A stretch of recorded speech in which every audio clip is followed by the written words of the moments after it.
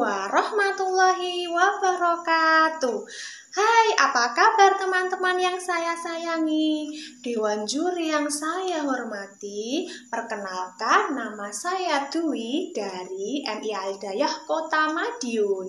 Pada kesempatan kali ini saya akan bercerita tentang asal-usul Reog Ponorogo yang diambil dari sebuah buku yang berjudul Klono Swandono dari penerbit Jaya Aksa.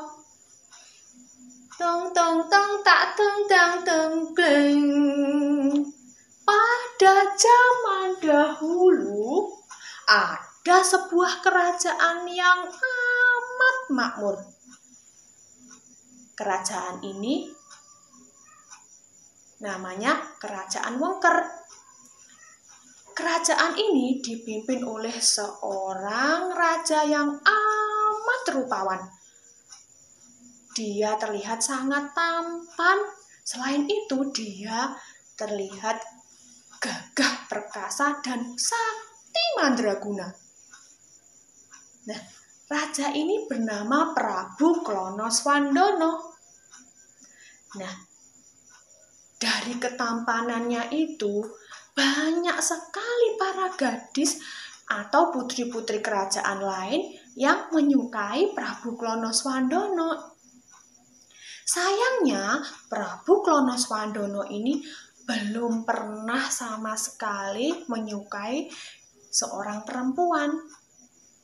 Padahal rakyatnya ini menginginkan bahwa Prabu Klono Swandono segera mempunyai permaisuri. Nah, ternyata si Prabu Klono Swandono ini mempunyai keanehan pada dirinya. Keanehan pada diri Prabu Klono Swandono ini diketahui oleh patih kerajaan Wengker ini yang bernama Patih Bujangganong. Kemudian Patih Bujangganong mempunyai keinginan untuk menyampaikan sesuatu yang dia ketahui kepada para penasihat kerajaan. Dang dang dang tak dang tang dang gleng.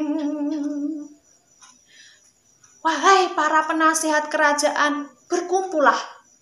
Aku ingin menyampaikan sesuatu yang kalian akan kaget. Apa itu Patih Bujangganong? Nampaknya sesuatu itu amatlah sangat penting. Ya, para penasihat, bahwa raja kita Prabu Klono Swandono ternyata dia tidak pernah menyukai seorang perempuan karena dia ternyata menyukai anak laki-laki yang gagah dan tampan. Astaga, ternyata raja kita seperti itu. Bagaimana ini? Kita harus menyelesaikan permasalahan ini. Bagaimana caranya? Setelah Patih Bujangganong bertemu dengan para penasehat kerajaan, mereka bermusyawarah kemudian mencari jalan keluar supaya Prabu Klono Swandono itu sembuh dari keanehannya. Mereka semua mengadakan doa bersama kepada Sang Maha Kuasa supaya diberikan petunjuk dan diberikan kesembuhan dari keanehannya dan supaya cepat mempunyai permaisuri. Nah, ternyata doa yang dipanjatkan oleh para pendeta, para tokoh masyarakat dan Patih Bujangganong dikabulkan oleh Sang Maha Kuasa lewat mimpinya Prabu Klono Swandono. Prabu Klono Swandono bermimpi kalau dia mau berpermaisuri dengan seorang dewi dari Kediri yang bernama Dewi Sanggabuana. Tidak lama kemudian Prabu Klono Swandono memerintahkan kepada Patih Bujangganong untuk melamar Dewi Sanggabuana di Kediri. Teng tang le. Patih Bujangganong nyuwun tulung sampekno lamaranku dening Dewi Sanggabuana menyang Kediri. Sendika dawuh Prabu Klonoswandana. Pada saat itu, Prabu Klonoswandana mengetahui ternyata yang melamar Dewi Sanggabuana itu tidak hanya Prabu Klonoswandana saja, sehingga Prabu Klonoswandana merasa tersaingi dan cemburu. Ternyata yang melamar Dewi Sanggabuana tidak hanya dirinya, tetapi ada seorang prabu dari kerajaan Lodaya, yaitu seorang raja dari kerajaan Lodaya yang bernama Prabu Singobarong. Nah, karena Prabu Klonoswandana ini mengetahui tidak hanya dirinya saja yang melamar, maka dia memerintahkan kepada Patih Bujangganong untuk melakukan segala cara supaya lamarannya diterima oleh Dewi Sanggabuana. Dewi Sanggabuana sangat bingung setelah menerima lamaran dua raja sekaligus. Nang nang nang tak nang nang nang leng. Duh Gusti, pripun niki anggenipun kula nampi lamaran kalih tiang kalih raja ingkang sami-sami kuat sekti mandraguna.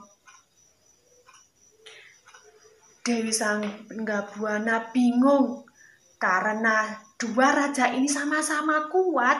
Dia takut apabila salah satu lamarannya tidak diterima, maka keduanya pasti akan bertempur dan terjadilah sebuah peperangan. Pada saat Dewi Sanggabuana sudah teramat bingung, tidak menemukan jalan keluar dan petunjuk, Dewi Sanggabuana berdoa kepada Sang Maha Kuasa dengan cara bersemedi.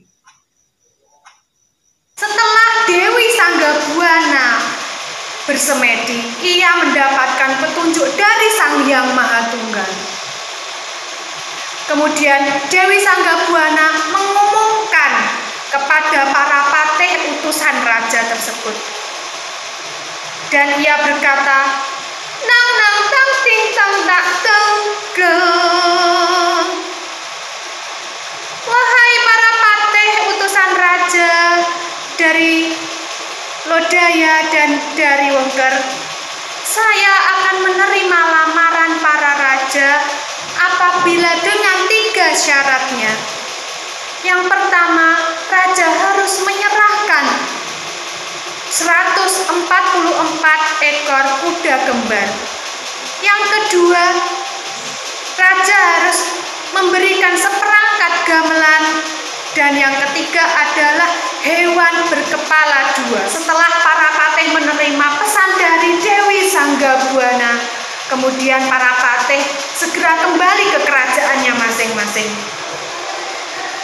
Di tengah perjalanan, ternyata ada salah satu patih dari kerajaan Wengker yang bernama Patih Bujangganong. Ia telah berbuat licik.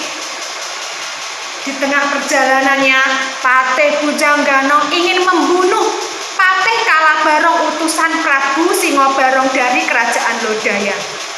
Mendengar peristiwa pertempuran antara Patih Kalabarong dan Patih Bujangganong membuat Raja Prabu Singobarong geram dan marah.